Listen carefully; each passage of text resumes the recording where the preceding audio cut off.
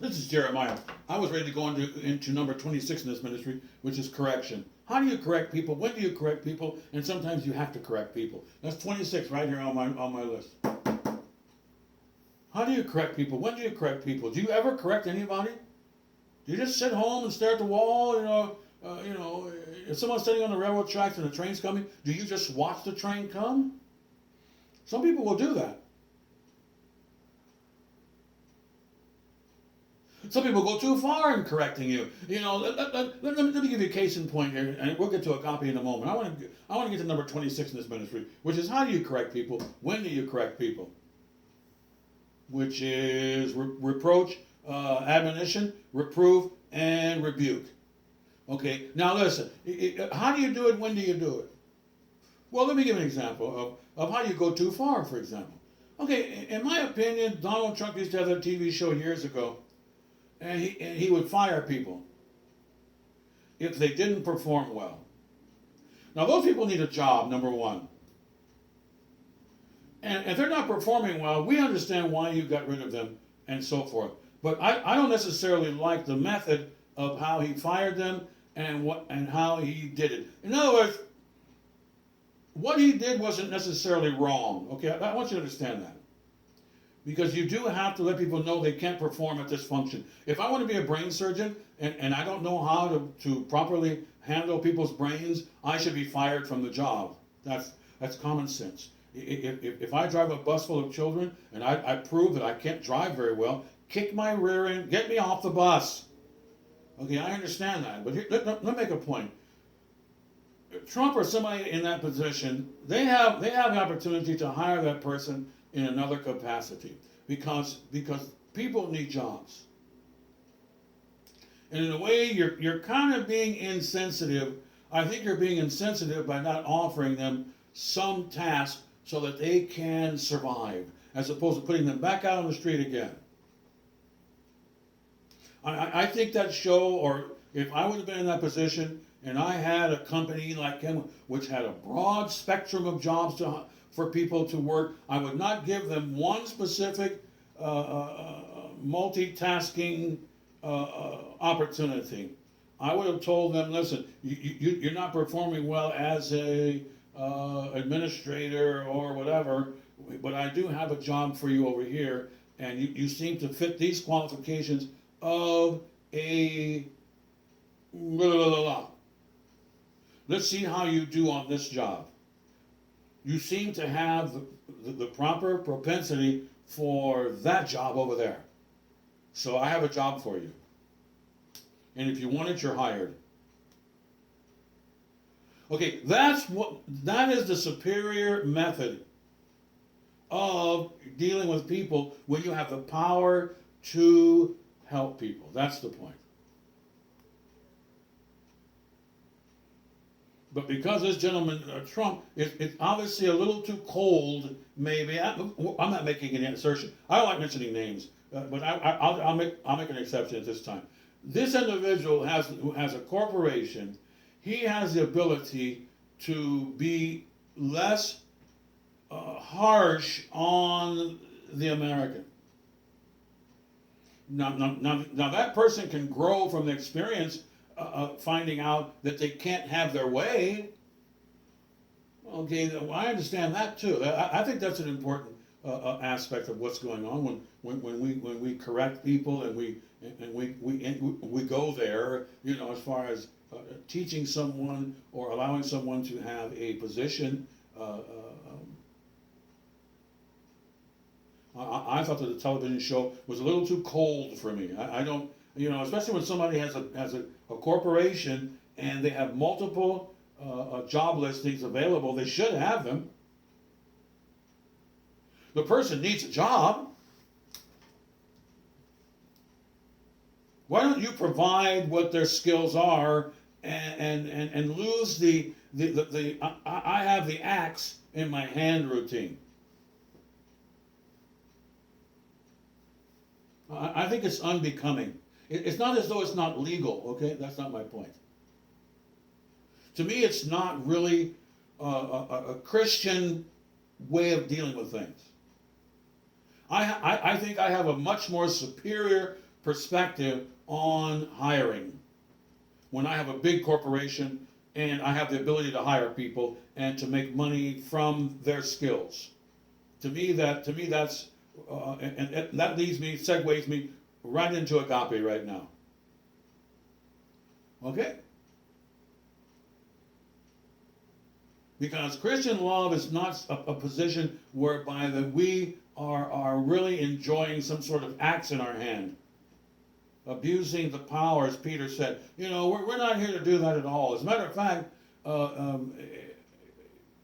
we have to be sensitive to people to a point. In other words, we understand that, for example, the people, if they can't do a job, they can't be placed into that position. That's fine. However, one reason why communism is so popular in the world is because everybody gets a job. There have been Christian communes, especially in Canada and up north there, Quaker Christian communes, where everybody took a job. And you didn't have a boss. They had one pastor over the entire commune, and it was very popular here years ago during World War II and so forth, where 75, 100 people got together and they started a commune. And everybody worked, there was no money, and everybody worked, everybody ate at the same time, and they had their own little quarters, and you did what you felt you were comfortable doing.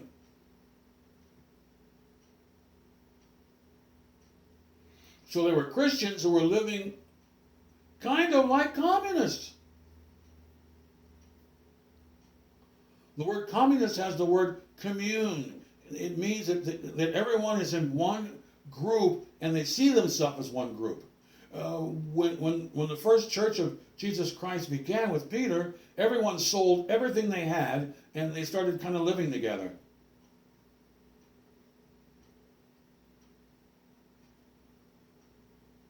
The idea that we need to be harsh on people because they didn't get an A in the class or a C, or they're losers over here and all that. America has too much of that going on. That's why there's too much suicide in America. This is why the Master says in Matthew chapter 5 that you might go downstairs for hurting people's feelings. Essentially in Matthew 20, what is it? It was right here. Matthew 22.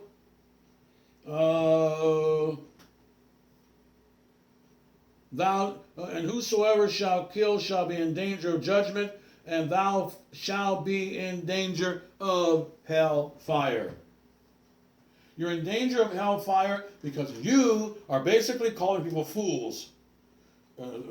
You would think that may not be that serious. I just watched some movies here last night, dipping into some of the old garbage that's available online. Some of these free movies or something, and they're calling people fools, and and calling them names, and they're being harsh, and then they say, I care about you 5 minutes later, you fool, you idiot, and then 5 minutes later they go, I like you, Billy. And so what we have is we have schizophrenia, and the Master's saying here in Matthew chapter 5, schizophrenia ain't going to work. It's not going to fly. It's not going to work. Now, in American movies and American history, especially recently, you could call somebody a fool, attack them, and then 5 minutes later give them a hug, and everything is okay, because America's turned into a schizophrenic society. It's turned into a psychotic society on many levels, where a friend can be a friend one day and an enemy the next, and you're comfortable with that. It's not a big deal. You accept that relationship. It's a Jerry Springer thing going on, whereby Billy attacked me. He ran off with my girl, but we're having a drink at the bar today, and then we'll go back to fighting again tomorrow, and then we're friends again, and this sway back and forth and up and down, and you mention the Lord's name in vain in these movies. Jesus Christ, brother. Instead of saying Jesus Christ, I praise you, they say Jesus Christ. The mustard is not on a hot dog. So they are speaking the Lord's name in vain. Okay, my point is that they're all over the place. Then 5 minutes later, the mother will hug the child. Oh, honey, or get a cat or a dog, and they'll scratch the dog or something. And this becomes Babylon. This becomes confusion. This becomes a circus of emotions. And where are we going? And where's your commitment? And unreliability. And that's it. And so America and the world is generally a circus. That's the point. And when you're supposed to come to the Christian church, you're supposed to find a solid place of nurturing. And the Master saying right here in Matthew 5 is that he's not going to tolerate anything else. Now, he's not going to demand perfection, but he's going to have an eye on what's going on. And he is a close supervisor. Jesus calls himself austere. Do you know what the word austere means? It means that I watch my stuff and I watch my people, and I am basically a sergeant. In Matthew chapter 5, the idea we just mentioned here, which is the idea of you're not going to get away with hurting people's feelings and putting people down. It's not going to work for you. You're going to be held accountable for that. In the Christian church, you don't want to have any of that. That's why discipline has to be done very carefully.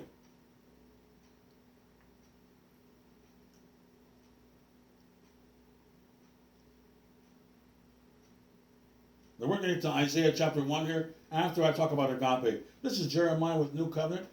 We greet you in the only name given amongst men. We're on number 26 in this ministry right now, which is how do you correct people? You know, how do you fix somebody's wagon? When do you do it? What should your attitude be when you're trying to help people and direct them and put them in the right on the right road? You know, I'm not going to go through all the components of number 26 right now. I'm going to move on, but I just wanted to talk about briefly how we can tell if somebody is not really a Christian based upon your fruits. And I mentioned this TV show where you were fired and so forth, and I would easily conclude that it's not a Christian show. Now it doesn't mean it isn't.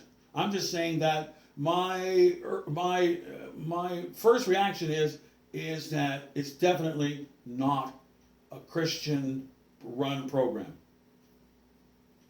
And the reason why is because the people are not dealing with each other on a very kind,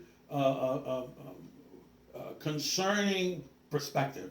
The interaction is not that way. If you come and you need a job and I say you're fired and hit the door, okay, that's not a Christian show. A Christian show would be, I have a company here, you're fired, but here's the point.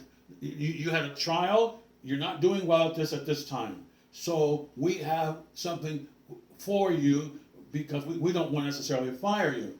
Now, since we may not have a job suited for you at this time, but we want you to give us your number, and we will contact you in a week or so because we're going to help you with another corporation. See, this is how Christians work, who have the Lord Jesus Christ guiding them. That's what I'm telling you right now.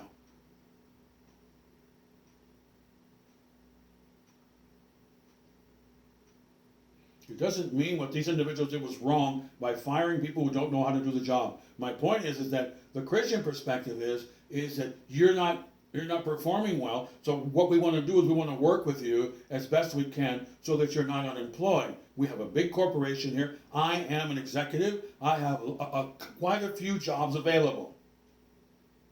Now let's move on. I want to make a point about how we roll and how we're different than the world. And we enjoy this posture. We enjoy this new lifestyle. We enjoy the imputation, the placement of God's mind on our mind.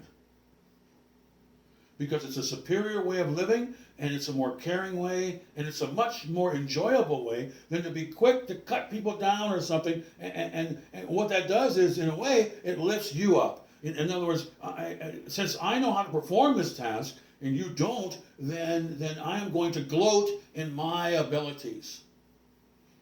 That's one of the main problems with the world and Babylon and these TV programs and so forth is that they're not communicating the way we Protestants communicate. They don't have the same concourse. The interaction is not proper. And what it leads to is breaking the commandment of Matthew chapter 5. Pretty soon you call them names, you sodomize them, you put them down, and that's where all this kind of leads to. So the winners go to the bar or something and drink, and they celebrate that they're winners, and then they'll contrast themselves to the losers. And they'll gloat. That's inevitably what happens with human beings in general. Isn't that what happens? The winners, and all of this. I worked hard, and I'm smarter than they are, and all these things start happening, and it's not good. It should never come into the church. That even goes for people who are lazy and people who are feeble. We don't go there. People who are lazy and feeble, they're still people, and they still need help. And until they have really been put on the on the chopping block, you need to continue to reach out your hand to the feeble and to the people who are lazy. That's the whole point. I'm giving you some bottom line Christianity right now. And it ties in with Matthew chapter 5 and other scriptures. Okay? When I was growing up, they had gang members. When I turned 17, that's when the gang members started coming to the community. And that's when they started growing up with all these videos that they were watching from these entertainment networks. That's what gave them their ideas. And so they were walking around. When I turned about 18, and going to other communities. And they were walking around. One of the main things they did was sodomize people. They called you names. They said you were a fool. You deserve to be abused. All these kind of things. And so we can see that America began to sodomize people more and more. Call them names and put them down and all of this. Instead of seeing the beauty of every person, they're quick to see the error and to make an excuse for them becoming the power figure. And gloating over their power and so forth. And it's very unfortunate because we just read in Matthew 5 that the Lord's going to get you. You're not going to get away with gloating and being proud and putting people down and then bragging about your accomplishments, your mind, your abilities, and all this. At the end, the mountain is going to come down and the valley is going to go up. Let's get to Agape because I'm giving you a good introduction. I didn't plan on doing this, but I'm giving you a good introduction of boots on the ground. What is love in Agape? And Matthew chapter 5 is a good example of you don't call people fools and empty-headed and all these sodomizing. You don't do that when you own agape love. You don't do it. And if you do it, you're going to find yourself in trouble with the boss. Because he obviously sees everything and he doesn't like it. And the number one job here is to please Dada. That's our number one job here in case you got lost in the smoke somewhere, wherever you are. I don't know. Some people get lost. If you got lost, you need to get found, ASAP. You need to get on the job here. We're here to please Father. And I just gave you another case in point of a lot of people. They're going to be in that hell fire there in Matthew 5. Where's it? They're going to be in the fire. And our job is to try to snatch them out of the fire. That's in book 65, right? Jude said snatch them out. So we're here to get people on the right track. We had somebody in the ministry here a couple of years ago.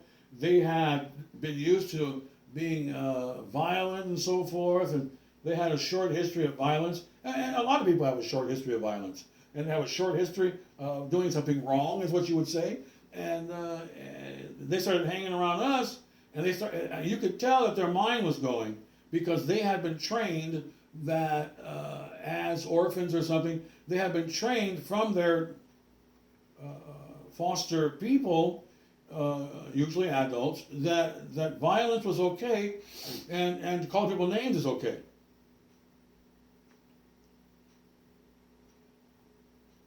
And all of a sudden, you're hanging around people who are trying to be nice all the time, and they don't even want to begin to talk about hurting anyone or something. Then all of a sudden, that person goes into a little bit of a shock. New recruits who come to church, a lot of them go into shock.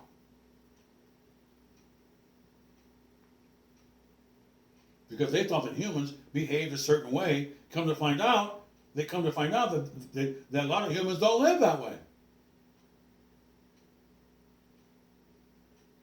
And they become happy about their newfound family.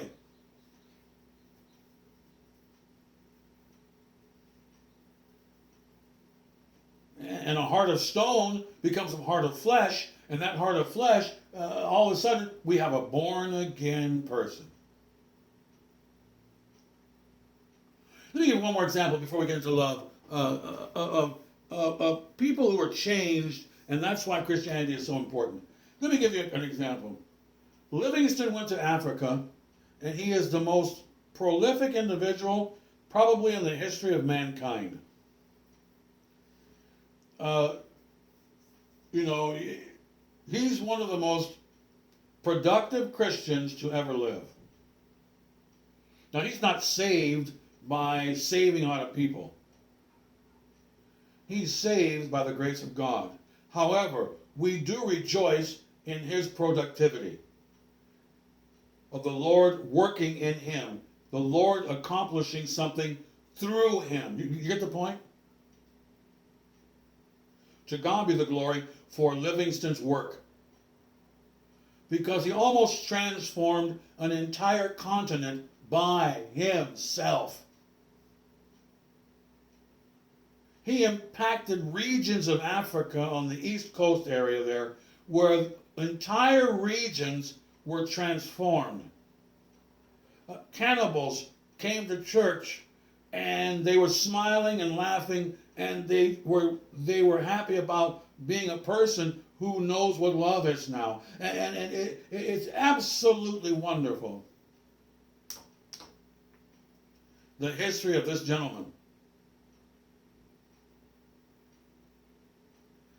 And he wasn't shy about talking about what he denied with his own cross.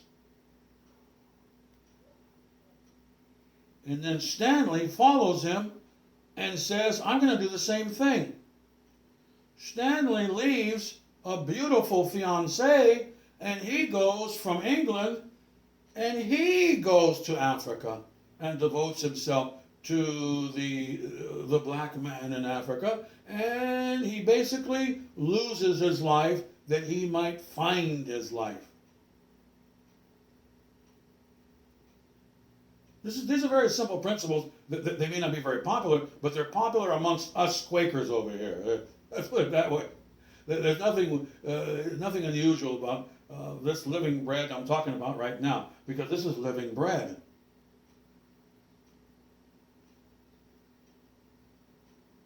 It's quite obvious that Stanley and Livingston ate living bread.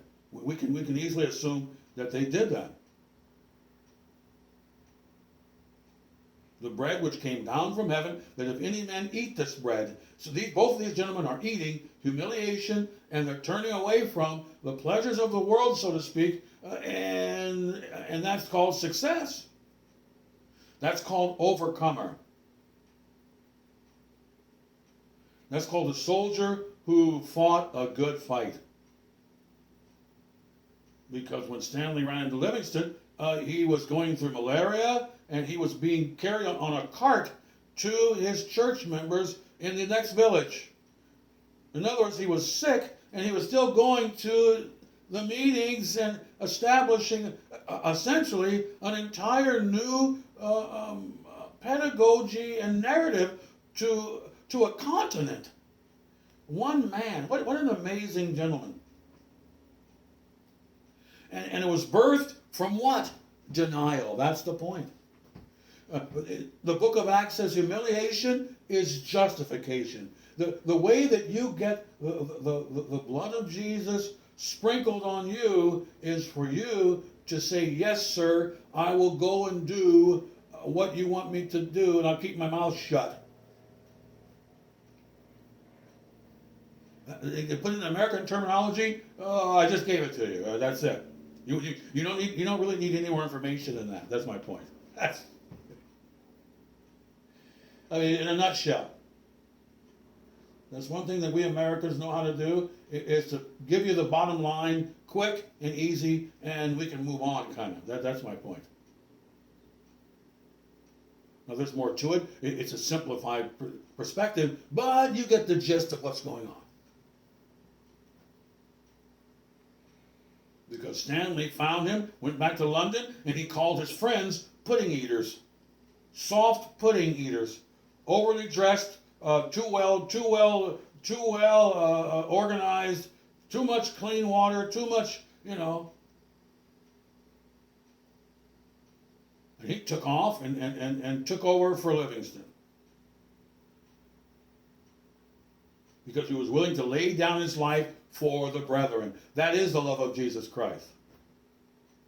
Now, we're not saying that everybody has to do exactly what Stanley and Livingston did. That's not the point.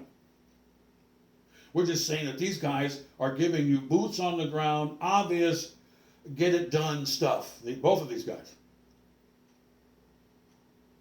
Some of the people Stanley called pudding eaters, some of them are working in the church in London. They're not all losers. But from a land that has the Bible in their face, the King James Bible was written right under their nose. For them to sit with the King James Bible in their face, eat pudding, and act like little sissy boys, okay, that's called a loser. That's the whole point.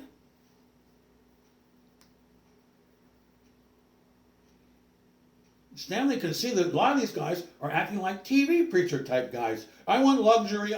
Give me more. The scripture says I should be in luxury, and Livingston is an idiot basically because he's denying himself a marriage and all of this and soft pudding. And I disagree with Livingston, and Stanley comes and tells them all that no, you're all wrong basically in this room because they had a court case. To try to determine whether Stanley was crazy because he said Livingston is still alive. And so that he's in there talking to these soft pudding eaters, and he's going, you guys, you know what, I'm not impressed with any of you guys. You're peacocks, a lot of you guys. You're just spoiled little, sissy men. Essentially what he basically called him. I'm paraphrasing Stanley at this point. I'm not going verbatim. I'm going off the page a little bit. But I'm just giving you kind of like my perspective. And I have a right to have my own perspective. But I'm not giving verbatim words that Stanley said. That's not, okay, don't go there. I'm just telling you that to me, it's easy to conclude that that's what he's saying, that they're sissy men. They're too well dressed, and Livingston's a man. That's the point. And he cares about people. Okay, done deal. Conversation over.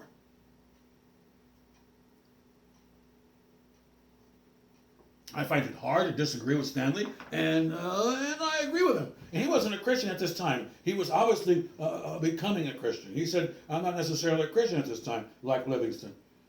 But he was so much impressed by what he was doing that this guy's making a difference in the world.